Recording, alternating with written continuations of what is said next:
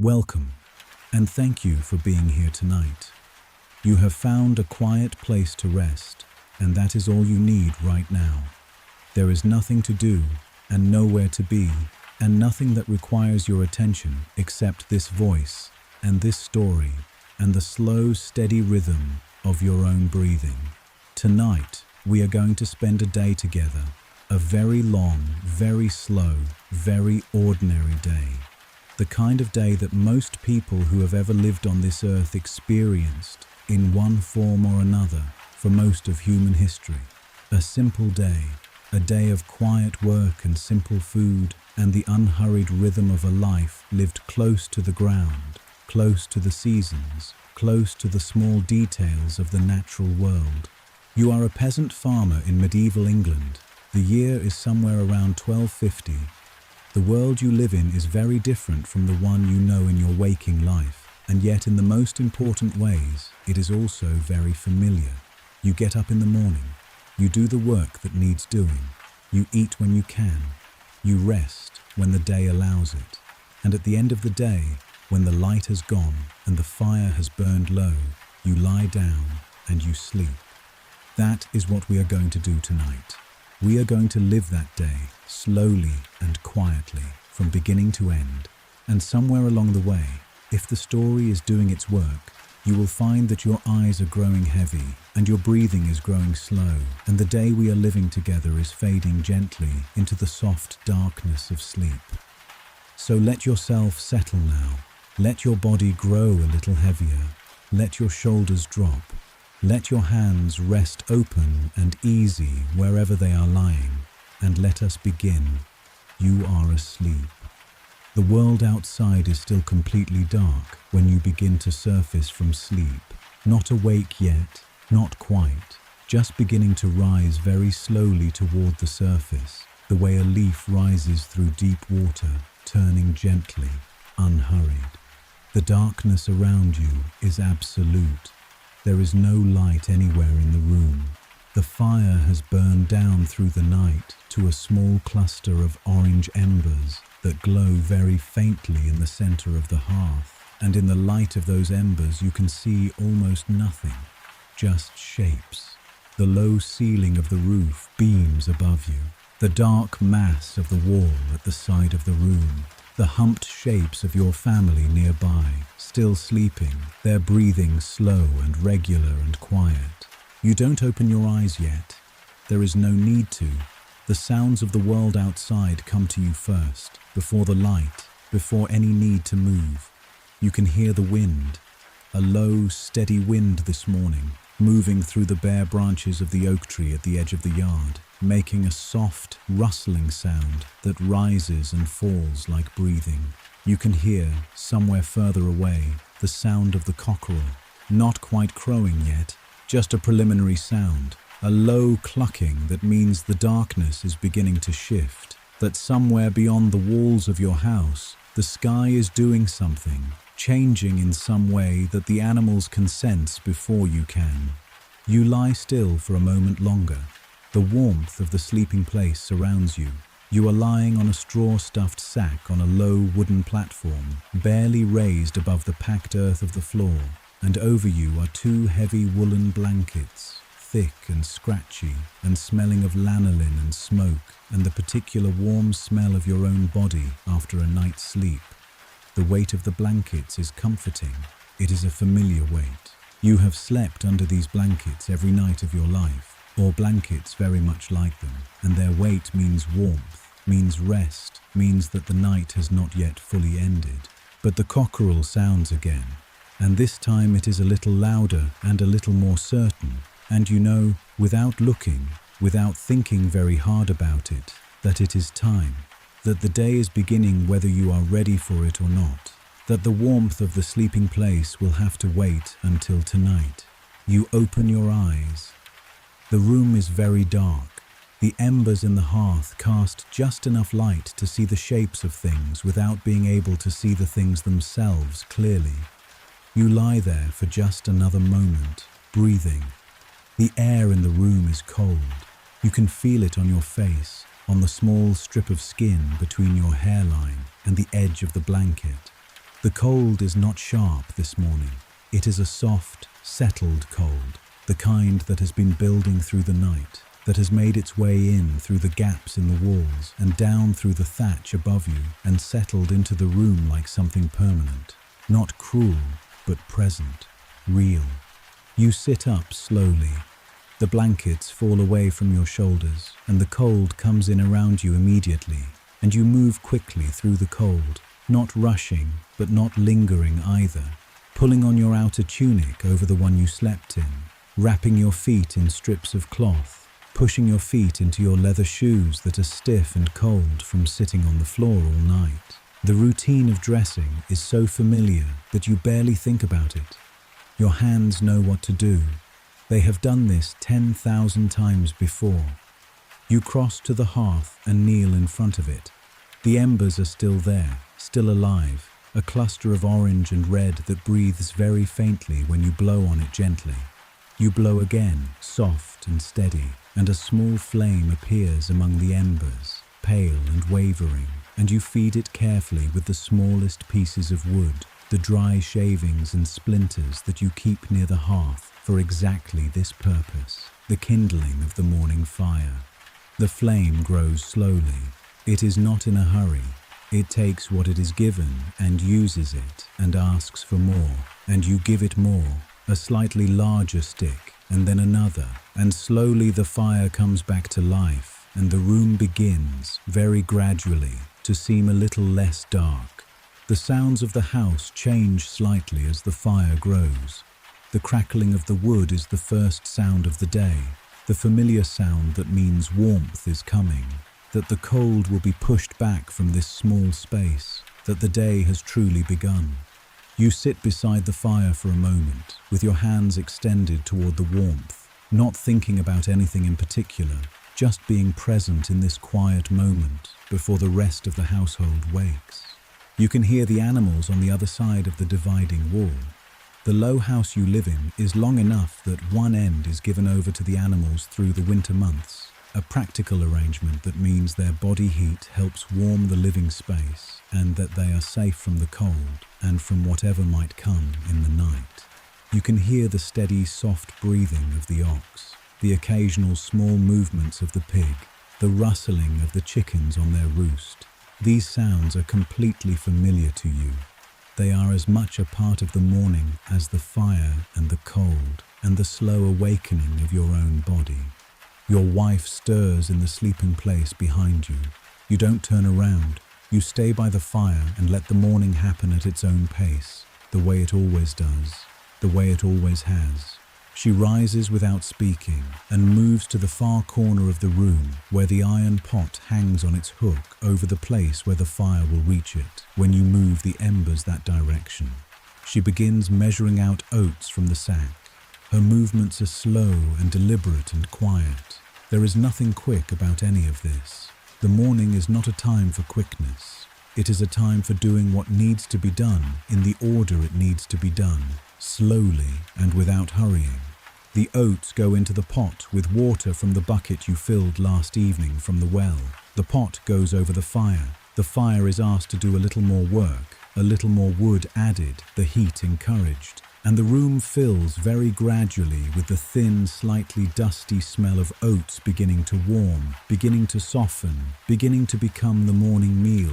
Your children are waking now. The oldest first, a boy of 9 who has learned already the habit of early rising, who pulls himself from the warmth without complaint and comes to sit by the fire, his hair flattened on one side from sleep, his eyes still soft and only half open. Then the younger ones, slower, reluctant, drawn out of sleep by the sounds of the house coming to life around them. They dress themselves in the half-light, fumbling with the ties and laces of their clothing, moving close to the fire to get warm. Nobody speaks very much. The morning does not require speech. Everyone knows what comes next. The same things that came next yesterday, and the day before, and the day before that. The sameness of the morning is not boring. It is simply the way mornings are. The rhythm of it is something you carry in your body, not in your mind, and your body knows exactly what to do. The pottage is ready. or close enough to ready. You don't wait for it to be perfect. You eat it when it is warm enough to eat, ladled into wooden bowls, eaten with wooden spoons, standing near the fire or sitting on the low bench that runs along one wall. It is thick and plain and filling enough. Oats and water and a little salt. Sometimes there are dried peas added, or a piece of old vegetable from the storage corner, a turnip or a parsnip gone slightly soft. Today it is just oats. The taste is mild and slightly rough and entirely familiar. You eat without rushing. There is nothing to hurry toward. The field will be there when you arrive. You eat your bowl and then stand for a moment longer by the fire, feeling the warmth on your face and your hands, knowing that once you step outside, you will not have this warmth again until evening. The thought is not distressing. It is simply a fact. The same fact it is every morning. You put on your cloak over your tunic, a heavy woolen garment that has been in the family for years and that shows it, worn thin at the elbows, dark with age and use, but still warm, still doing its job. You pull it around your shoulders and fasten it at the front. Then you step outside. The cold hits you immediately, but gently. It is not a violent cold this morning. It is a still, settled cold that sits in the air like something solid that wraps itself around you as you step through the low doorway into the yard outside. The sky above you is still very dark, but there is the faintest suggestion of grey at the eastern horizon, the first hint that the darkness is not permanent, that somewhere beyond the edge of the world, the sun is beginning to think about rising. The yard is quiet. The mud of the yard is frozen slightly at the surface, the footprints and hoof marks and ruts of previous days hardened into the ground, and your feet crunch very slightly as you cross it. You stop for a moment and look around you. The other houses of the village are dark shapes in the early morning, their thatched roofs heavy with the frost that has settled overnight. A few of them are beginning to show the thin thread of smoke that means someone is up. Someone has rebuilt their fire. Someone else is beginning their morning in the same way you are beginning yours. The village is very quiet at this hour, not silent because the natural world is never quite silent. There is always the wind and the birds beginning to think about singing and the distant sound of the stream that runs through the low ground at the edge of the fields. But quiet in the way that only the very early morning is quiet, before the human sounds begin, before the voices and the tools and the animals being led out to the fields fill the air with the ordinary noise of a working day. You go to the animal end of the house first. The ox needs to be checked, the pig fed, the chickens let out to find what they can in the yard and the field edges. These are the first tasks of the morning, before anything else, because the animals cannot wait, and because the ox in particular needs to be in good condition for the work that will be asked of it today. You open the low door and step into the warmer, animal-smelling air of the byre. The ox lifts its great head and regards you with dark, calm eyes. You put your hand on its neck and feel the warmth of its skin, the slow, powerful movement of its breathing. You give it a measure of hay from the small stack in the corner. It drops its head and begins to eat, slow and methodical, the way oxen always eat, as if they have all the time in the world, which, in a way, they do. Time in the medieval world is not the precise, urgent thing that time has become in the world you know in your other life. There are no clocks in this village. There are no hours, not in any official sense. Time is measured by the sun and the liturgical bells from the church in the village, which ring at intervals through the day to mark the canonical hours, prime and terce and sext and none, the prayers that organize the religious day. But these bells are felt rather than calculated. They are simply sounds that mean something, sounds that tell you roughly where in the day you are, without the precision that you might expect. An hour in the medieval world is a long, slow, approximate thing. You lead the ox out into the yard. The animal moves slowly, as it always does, its great hooves finding their way carefully across the frozen mud. You tether it near the gate while you go back inside to collect the tools you will need today. The wooden plough, the long stick you use to guide the ox, a cloth to wipe your hands and face when the work gets muddy, which it always does. These things you gather without haste, moving through the dark house one more time, pausing for just a moment near the fire, letting its warmth touch your hands one last time. Your wife is talking quietly to your oldest boy about something. The sound of their voices is soft and low, too quiet to hear the words from where you are standing. It is a comfortable sound, the sound of a household getting itself organized for the day, each person knowing their part, each person doing what needs to be done without anyone needing to be told. You say something brief to your wife. She answers. There is an easy familiarity in the exchange, the shorthand of two people who have spent years in close proximity, who have learned to communicate without needing many words. Then you go back out into the cold with the plough over your shoulder and begin the walk to the field. The walk is not long. The fields that you work are just beyond the edge of the village, a few minutes' walk along a track that runs between the houses and out into the open ground. The track is familiar under your feet. You have walked it every working day for years. You know every dip and rise of it, every muddy patch where water collects, every place where the ground is firm, and every place where it is uncertain. Your feet find their way without much direction from your mind, and your mind is free to drift, to be almost empty, just present in the cool morning air and the sounds of the waking village and the slow, steady pull of the ox beside you. The fields open up before you as you reach the edge of the village. Large, open, unfenced strips of land that stretch away into the morning dimness. The field you are working today is the east field, the big one, and your strip runs down from the headland toward the low ground near the stream. The soil here is heavy clay, and in the autumn and winter it holds the water badly, becoming thick and sticky and resistant. Today, with the surface frost softening as the sun begins to appear at the horizon, the ground will be difficult. You know this without thinking about it. You know these fields the way you know your own hands. You set the plough into the earth at the top of your strip and make a sound to the ox, a low, familiar sound that the animal knows means start. And the ox leans into the harness, and the plough begins to move, and the soil begins to turn, slow and heavy and dark, curling away from the blade in a long, continuous strip. The resistance in the plough handle travels up your arms and into your shoulders, and you lean into it, correcting, guiding, keeping the furrow straight. The work is immediate and physical and requires enough attention that your mind empties almost completely, focused only on the plough and the soil and the movement of the animal ahead of you. This is the work. This is what the day is made of. Not much different from yesterday or the day before. The same field or a different one. The same plough, the same ox, the same resistance in the soil, the same steady movement down the furrow and back up again.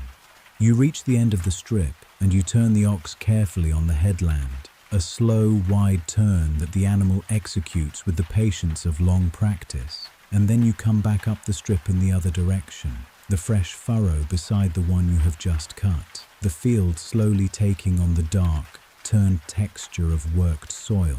You don't think about much while you work. This is one of the things about heavy physical labor that is hard to explain unless you have experienced it yourself. The work takes up enough of your attention that other thoughts cannot really gain purchase. There is the plough and the soil and the ox and the strip and the headland and the turn and the next furrow. That is what there is. You are not unhappy. You are not particularly happy either. You are simply in the work, present in it, doing it the way you have always done it, the way your father did it before you. The sun is fully up now. It is a thin winter sun, pale and low in the sky, giving more light than warmth. It illuminates the field without warming it, makes the turned earth look dark and rich and heavy. Your shadow falls long and thin beside you as you work. There are other men in the field now, other farmers working their own strips on either side of yours, and occasionally you are close enough to exchange a word, a brief observation about the soil or the weather or something that happened in the village. These conversations are short and comfortable. They are not the kind of conversations that require much thought. They are just the small acknowledgements of proximity, the sounds that mean you are not alone in the field, that others are here doing the same work, that the day is being shared. The morning passes. It passes the way mornings in the field always pass, which is to say slowly and without any particular marker. The sun moves across the sky. The frost disappears from the ground as the temperature rises slightly. The mud becomes more present, more insistent, clinging to your shoes and to the plough and to the legs of the ox. You stop occasionally to clear mud from the plough blade, scraping it off with a stick, checking that everything is moving as it should. The ox is working hard but steadily. You watch it the way you always watch it, attentive to any sign of difficulty or distress, the way a farmer always watches the animal that makes the work possible. Around what you sense is the middle of the morning. You stop. You tie the ox to a stake and leave it standing quietly in the field while you sit down on the headland at the edge of your strip and eat the food you have brought with you. A piece of dark bread, dense and heavy, slightly sour from the rye flour it is made from. A small piece of hard cheese, pale and salty. If you are lucky, a cup of thin ale, weak enough to be safe to drink but stronger than water, carried in a small clay flask. You eat sitting on the cold ground, your back against the boundary bank at the edge of the field, your legs stretched out in front of you. The bread is not good bread by any standard you might bring to it from your other life. It is dense and dark and would be considered unpleasant by almost anyone unfamiliar with it, but you do not taste it that way. This is the bread you have always eaten. Its taste is simply the taste of bread, the taste of mid-morning rest, the taste of having worked for several hours and needing to refuel before the afternoon begins. You eat it slowly and you drink your ale slowly, and you look out over the field you are working, over the dark turned soil and the strips that are still unploughed, and you feel, if not exactly happiness, something like a settled contentment. You are here. The work is going reasonably well. The weather is not too severe. Your family is alive. These are the benchmarks against which a good day is measured, and by these benchmarks, today is a reasonably good day. The ox stands beside you with its head down, patient and still. You watch it for a moment. It is a good animal, strong, even-tempered. You have had this ox for 3 years now, and in that time it has become as familiar to you as any member of your household. You know its habits and its particular way of moving and the small sounds it makes when it is uncomfortable or tired. You treat it well because your livelihood depends on it, and because in your world the line between cruelty and practicality is something you have learned to navigate with care. You finish eating. You get up from the ground slowly, your joints stiff from the cold and from the morning's work, and you untie the ox and you go back to the plough and you make the sound that means start, and the afternoon's work begins. The afternoon is longer than the morning. That is how afternoons in the field always feel. The morning has a sense of progress to it, the day ahead of you, the work building. The afternoon is the weight of that work, the accumulating tiredness, the slow countdown to the end of the light. The sun begins to move toward the western horizon by what feels like early in the afternoon, because in winter the days are short and the light does not last. You work steadily, the same rhythm as the morning, furrow by furrow, strip by strip. Your body is telling you things now that it did not tell you this morning. Your lower back is beginning to ache with the particular ache of plough work, the sustained forward lean, and the lateral resistance translated into muscle fatigue over hours of repetition. Your hands are chapped and cold. Your feet are wet because the mud has worked its way into your shoes and there is no way to keep it out. None of this is distressing. All of it is simply how the afternoon feels. It always feels this way. You have learned to simply be with it, to let the tiredness and the cold and the ache be present without fighting them, because fighting them does nothing except make you more aware of them. The light is definitely changing now. The pale winter sun is lower, the shadows longer, the quality of the light different in that way that means the day is winding down. You make a decision about how much more of the strip to do before stopping. A practical calculation about what you can complete before the light goes, and whether there is enough benefit to keep going. You decide to finish the section you are on, and then stop. This decision comes from experience. You know what you can do and what costs too much to try. You finish the furrow you are on, and you turn the ox for the last time today, and you work back up the strip, and you reach the headland, and you stop the ox, and you unhook the plough from the harness. The field is quieter now. The other men have begun to leave, one by one, making their way back toward the village in the fading light, their tools over their shoulders, their animals walking beside them. You join this slow procession without ceremony, just turning toward home and walking, the ox ambling beside you on its lead rope, the plough balanced on your other shoulder. The walk home is quieter than the walk out. The morning has a kind of possibility in it, however modest. The evening has completion. The work is done for today. Whatever was not done will wait until tomorrow. This is one of the things about farming that is different from other kinds of work. You cannot take it home with you. Not in the way you might take anxiety home from some other kind of life. The field is the field. When you leave it, you leave it. What matters now is the fire and the food and the rest. The village is gathering itself together as you return.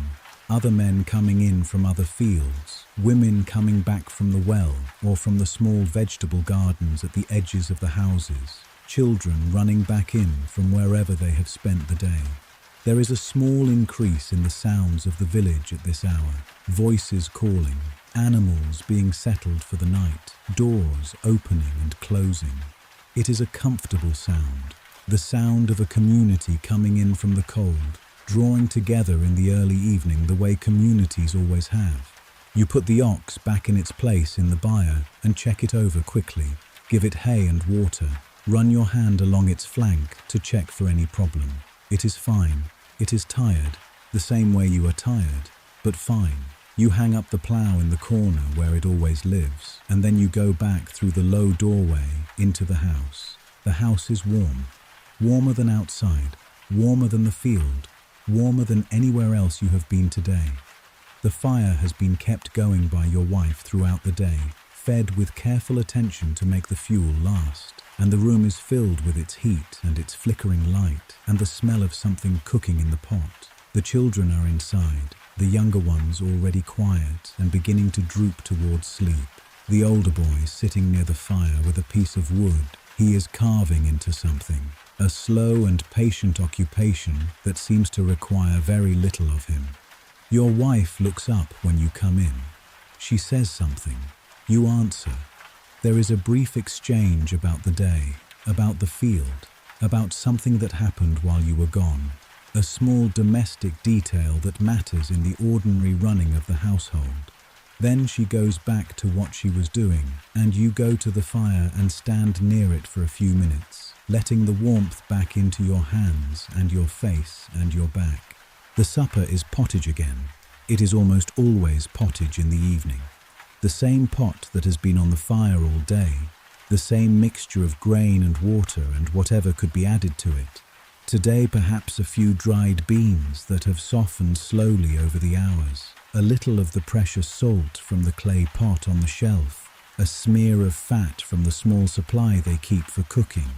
You eat it in the same bowls as this morning, sitting on the bench near the fire, the family gathered together in the firelight, eating without much conversation because the food requires attention and because the tiredness of the day has settled over everyone and makes words feel like more effort than they are worth.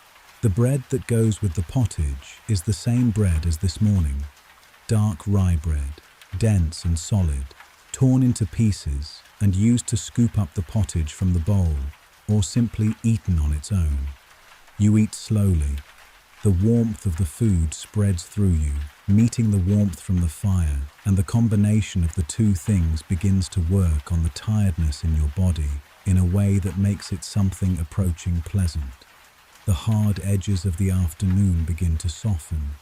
The ache in your back is still there but seems more distant. Your hands have stopped being cold. The evening light in the house is very dim. The fire provides most of it, its orange and yellow light shifting and moving as the flames move, casting shadows that sway slowly across the walls and ceiling. There might be a rushlight burning, a simple wick of dried rush soaked in animal fat and set in a clay holder, its small flame adding a little to the firelight without changing it much. The shadows in the corners of the room are deep and permanent. There is not enough light to read by, if reading were something you did, which it is not. There is not enough light for fine work. There is enough light for the simple tasks of the evening, for eating and for talking, and for the slow unwinding of the day.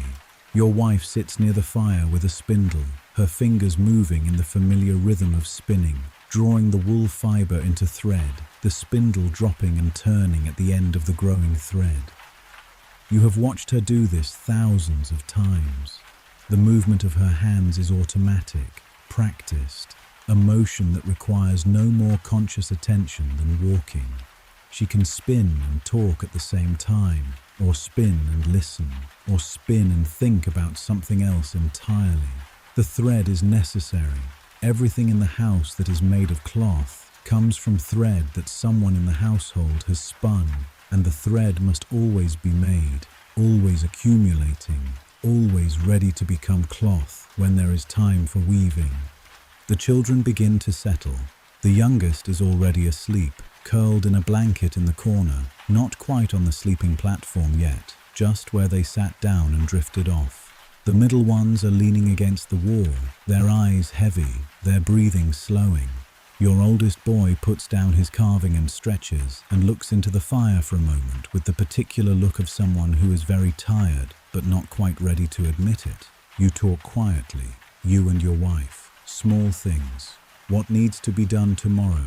The state of the flour supply, which is running lower than you would like. The neighbor's pig, which has been ill. Whether the weather will hold for another day's plowing, or whether it looks like rain. These are the conversations of a life. Not grand or philosophical or urgent, just the ongoing discussion of two people managing the practical details of their existence together in the firelight at the end of a working day. The fire burns lower. You add a piece of wood, the last large piece for tonight, and it catches and flares briefly before settling into a steady burn. The room is warm and dim and quiet. Outside, the night is fully here now. The village dark and still, the sounds of the day replaced by the sounds of the night, the wind, the occasional bark of a dog somewhere, the hooting of an owl from the direction of the wood at the edge of the fields. These night sounds come through the walls of the house, muted but present, a reminder that the world goes on outside even after you have come in for the night. You are tired. This is a different kind of tired from the tiredness of earlier in the day. This is the deep, settled tiredness that comes at the end of a day of physical work, when the body has used what it had to use and is now asking for rest. It is not an unpleasant feeling. It is, in its way, a satisfying one. The tiredness is the evidence of the day. It means the day was real, that the work was done, that you carried what needed to be carried and did what needed to be done. You move the children to the sleeping platform. The youngest you lift carefully, wrapped in their blanket, and lay them gently in their place. They do not wake.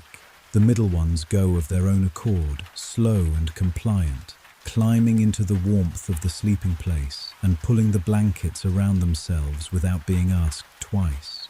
Your oldest boy goes without much comment, setting aside the carving, making his way to the sleeping platform with the resigned practicality of someone who knows that sleep is coming and that there is no particular point in resisting it.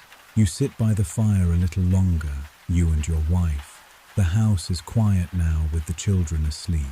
The fire is lower, its light less active, burning steadily without drama. The warmth of it touches your face and your hands. You sit without speaking for a little while, just being near the fire together, the way you have done on countless evenings before this one. There is something comfortable about this silence. It does not need to be filled. It is just the end of the day, resting in the firelight. You talk a little more, quietly. Your voice is low enough not to wake the children. You say what needs to be said about tomorrow, about the week ahead, about a small thing that happened in the field today that you had meant to mention before. Your wife listens and responds. There is the easy rhythm of long familiarity in the exchange, the way two people who have lived closely together learn to communicate in shorthand, in the small, compressed language of shared history and shared understanding. Then she says she is going to sleep. She gets up from the bench and checks the children, and then moves to the sleeping place and lies down and pulls the blankets over herself. You sit by the fire a little longer, just a few more minutes. You bank the fire for the night, moving the embers together into the center and covering them with a layer of ash to slow their burning, to give them the best chance of surviving until morning. This is a practiced action. You have done it so many times that your hands know exactly what to do. You stand up. The room is very dark now, the fire just a dull glow beneath its covering of ash. The rushlight burned out some time ago.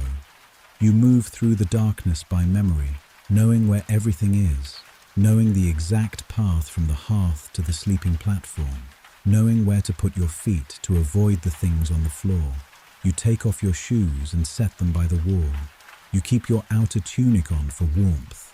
You lie down in the sleeping place beside your wife, who is already breathing slowly and evenly in the particular rhythm of early sleep. The weight of the blanket settles over you. The warmth of the sleeping place gathers around you. The sounds of the house and the sounds of the night outside the house blend together into a soft, continuous background, neither loud nor intrusive, just present. Wind in the thatch, the slow breathing of the ox in the byre, the very faint sound of the embers cooling in the hearth. Your body is heavy. Your eyes, in the absolute darkness of the room, are already closed. The tiredness of the day is a warmth in your muscles, a looseness in your limbs, a steady pull downward into rest. You do not need to think about anything. The day is done. The field is done. The food has been eaten, and the fire is banked, and the children are sleeping, and the ox is settled, and the plough is where it belongs. Everything is as it should be. You breathe in, and you breathe out. The thoughts that move through your mind now are not thoughts exactly. They are more like images. The dark, turned soil of the field, moving slowly past as you guide the plough. The steam of the ox's breath in the cold morning air, the taste of the bread at mid-morning, the fire, the warmth, your wife's hands moving with the spindle, your children's faces in the firelight. These images move through you without urgency, without attachment, like clouds moving slowly across a very quiet sky. You are going to sleep now, not because you have decided to, but because your body knows it is time. And your mind is no longer resisting, and the darkness and the warmth and the weight of the blankets are all working together to carry you down, gently, slowly, into the place below, waking where the day releases you completely. The wind outside is soft tonight, just the barest movement through the thatch, a low and continuous sound that has no edge to it, no beginning and no end. Just sound, just the night, just the world settling into its own deep rest. Your breathing slows and slows. The field will be there tomorrow. The ox will be there tomorrow. The work will be there, patient and waiting, the way it always is. But tomorrow is a long way from here. Tomorrow is on the other side of sleep. And sleep is here now, all around you, warm and dark and quiet. Let it carry you. Let the day go. Let the field go. Let the fire go. Let everything go very gently, the way the light goes at the end of the day, slowly and without drama, fading from the edges inward, until there is nothing left but the soft, comfortable dark. You are safe. You are warm. You are resting in the long, slow quiet of a medieval evening, and the night is all around you, and the night is gentle, and there is nothing to do, and nowhere to go, and nothing that needs your attention. Just this, just the dark, just the quiet, just the slow, soft, endless evening of sleep.